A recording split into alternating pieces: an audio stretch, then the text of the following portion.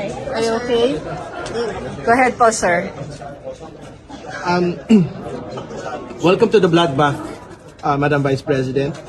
But you cannot have a bloodbath from the sidelines. You cannot have a bloodbath from through proxies. No? Hindi po pwedeng mga abogado lang yung po humarap po sa paglilitis. Humarap po kayo sa paglilitis, harapin po ninyo yung katotohanan. Actually, maganda nga yung statement ng pangalawang Pangulo. It is very apt for the presentation of evidence today because today is the threats day. Presentation of evidence kung saan ho pinagbantaang patayin, i-assassinate ng pangalawang Pangulo ang Pangulo ng Pilipinas. So, maraming salamat sa inyo pong pahayag, Madam Vice President. Makakadagdag po ito doon sa batayan kung bakit totoo at may batayan yung pong articles of impeachment on threats against the President. Paano, sir? Paano makakadagdag yung statement niya kanina? Hindi, ibig sabihin, talagang duguan yung kamay. Hindi ba? Talagang yung pong bloodlust ng atin pong pangalawang Pangulo, not just against the President, but in this entirety of the impeachment proceedings, ay talagang totoo. Hindi ba? So, we leave it to her. Kung kailan ho siya magpapakita sa paglilitis, pero ang panawagan ng tao magpakita sa paglilitis, hindi ho magpunta lang sa Senado. Sir, yung reference niya sa Invictus, yung I will be bloody but unbound, anong tingin mo? Well, I think instead of Invictus, kailangan maghanda papunta po Invictus. Huli na lang, sir. Nandito na siya sa Senado. She's gonna, attend yung trial. Does it strengthens lang yung sinasabi ng prosecution, yung respeto niya sa impeachment trial, sa Senate impeachment? Obviously, wala ho yun. No? Kasi, again, like what you had stated previously, hindi naman ho House Justice Committee proceedings po ito.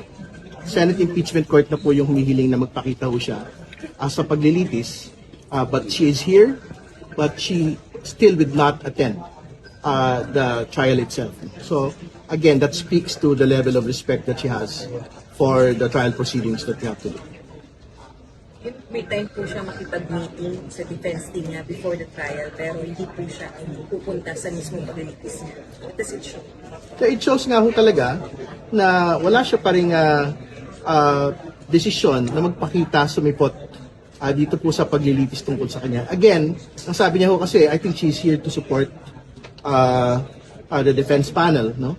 But hindi ho siya cheerleader nito pong impeachment proceedings po na ito. Siya po yung nasasakdal, siya po yung akusado.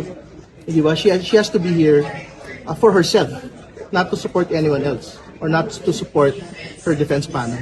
Sir, kanina sabi ni Congressman, kung siya rin daw si VP Sara, pupunta rin siya dito para kausapin yung mga abogado niya kasi after ni performance kahapon. Kayo tingin niyo ba parang ganun din nag-alo kahapon or pangit yung performance ng defense? Tingin ko, irrespective of whatever performance of whoever, kung ikaw yung nasasakdal, kailangan mo magpakita rito. Paharapin mo yung mga nag-aakusa sa'yo. Na hindi ito totoo, na wala itong batayan, na dapat kang ma-acquit. Hindi ba? Yun yung mas mahalaga nga panawagan ng tao sa atin pong pangalawang Pangulo. But she was here today and she is not here now.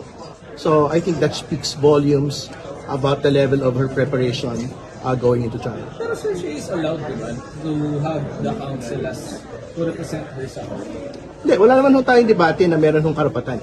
Pero magkaiba ho yung papasiputin mo lang yung abogado mo bukod doon sa ikaw ang sisipot kasama yung mga abogado mo. It speaks of kung gaano po natin pinapahalagahan ito pong paglilitis po na ito. Thank you, sir.